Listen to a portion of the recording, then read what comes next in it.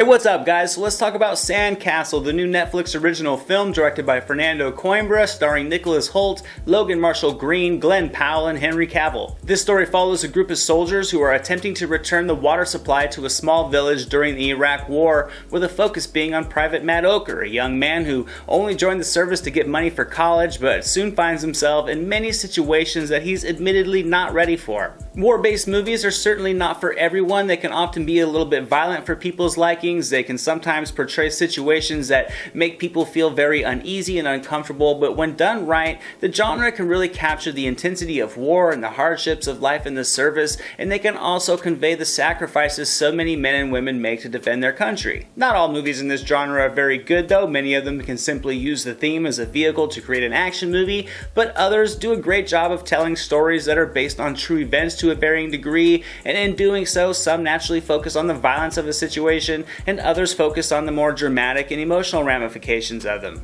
And I would definitely say Sandcastle was closer to the latter. It definitely had some action, but it didn't focus on it. It kept the characters and the ramifications of the conflict they faced as the spotlight, and it was a very enjoyable film. It wasn't perfect, but it was more than enough to deliver some substance to pull you into the settings and connect you with the characters. Something I think Netflix has always been great at with their in-house projects is the ability to make excellent casting choices. Even if the result isn't the most entertaining film, the performances and the casting are usually not the issues, which I think was something this movie absolutely thrived on. I thought Nicholas Hoult was excellent in the lead as the conflicted soldier who pretty much only joined to get tuition money and finds himself in the middle of a war. I thought Hoult captured the uneasiness of just being in way over your head in a very effective way. It was done very subtly, but Hoult conveyed the right depths of emotion at the given time to really connect you with this character. You can sort of relate to his torment, and as his character's inner strength must either grow or completely crumble, it was just a progression that compelled me to see out to the end. Logan Marshall Green was also fantastic. He completely felt the part of the sergeant. He, in a different way than Holt's character, had his own inner turmoil that you can really relate with. He was a compelling character. He was very grounded. It was intriguing to watch him lead this group of men, and he really created another character that you can invest in this movie and connect with, and he had a great chemistry with the rest of the cast. And Henry Cavill was easily the biggest name attached to this film, but his role was much smaller. His imprint on this movie was minimal, but he does command the screen with each of his scenes, and he was a nice addition to a storyline that already had two leads to carry the weight. But regardless, Cavill was awesome in this movie, and he made some lasting impressions with the screen time that he did have. The story this film followed was also a very tense one. The village has been caught in the middle of the war, and during a US airstrike, their water supply is destroyed. So naturally, when soldiers are sent to go in and not only provide water to the area, but to attempt to repair this pump house and pipeline, just naturally creates a very uneasy situation. This dynamic creates many suspenseful moments that result in some solid battle sequences and some nail-biting small arms conflicts. The backdrops and settings for these sequences were all well selected to create a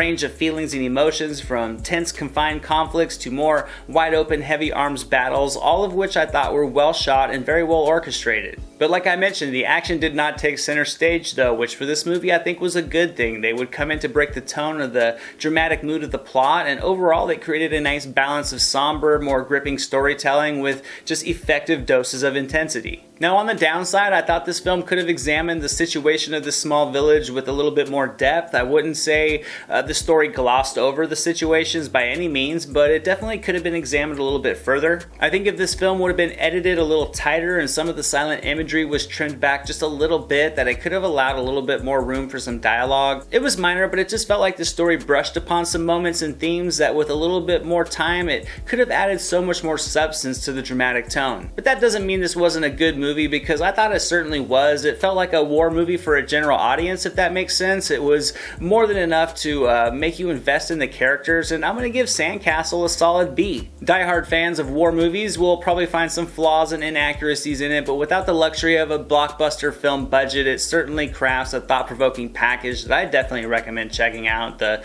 story has more than enough foundation, the performances are definitely good enough to pull your attention, and Sandcastle is a great choice if you're looking for something to watch on Netflix. And that's my review, guys. I hope you enjoyed it. If you did, make sure to drop it a like. Leave your comments below. If you've seen this movie, tell me what you thought about it. Make sure to subscribe so you never miss anything new. I'd love to talk movies with you guys. As always, thanks for watching. I greatly appreciate it. I'm Anthony. This is the Silver Screen Analysis, and I'll see you at the movies.